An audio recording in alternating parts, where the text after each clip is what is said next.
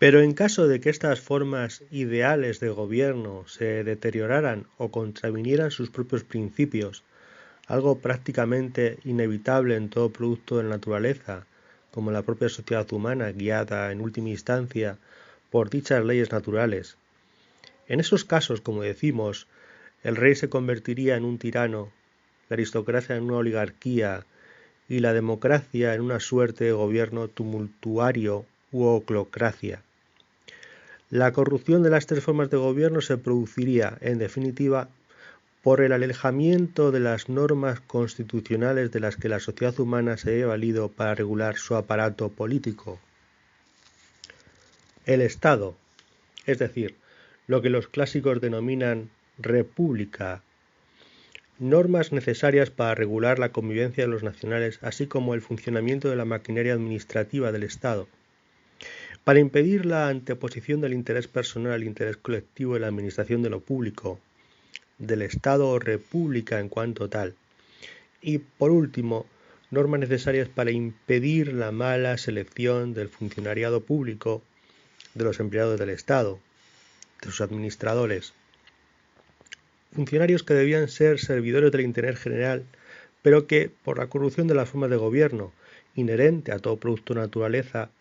sujeto a sus leyes de generación, crecimiento, decadencia y muerte, pasaban a servirse de ese interés general en beneficio propio. En el tránsito del buen gobierno al mal gobierno, de las formas ideales a las formas corruptas y corruptoras de gobierno, en Occidente se alumbran normas constitucionales que, precisamente, tratan de impedir la degeneración del gobierno ideal en su fórmula corrupta opuesta, como son la separación de poderes,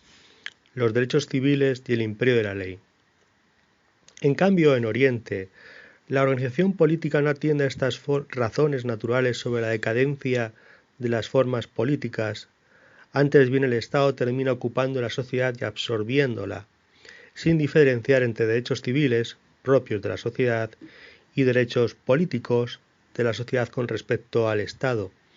tratando a todo ciudadano como siervo, ya no del Estado, sino del rey mismo, estableciéndose una doble vara de medir entre el rey con sus allegados y el resto de los connacionales, que pasan a ser poco menos que criados de su hogar o siervos de su propiedad, que es en lo que se convierte toda la nación y por extensión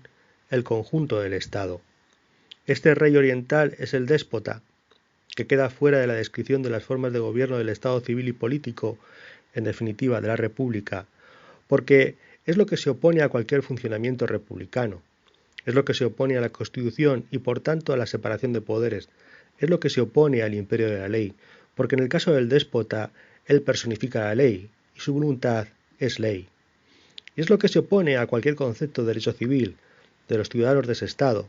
ya no digamos un concepto de derechos humanos universales, surgidos del desarrollo moderno del Estado occidental.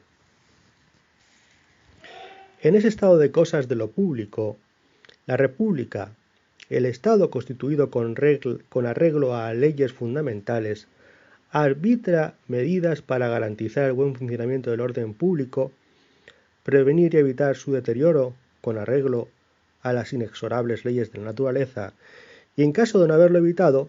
facilitar y asegurar el retorno a su buen funcionamiento constitucional.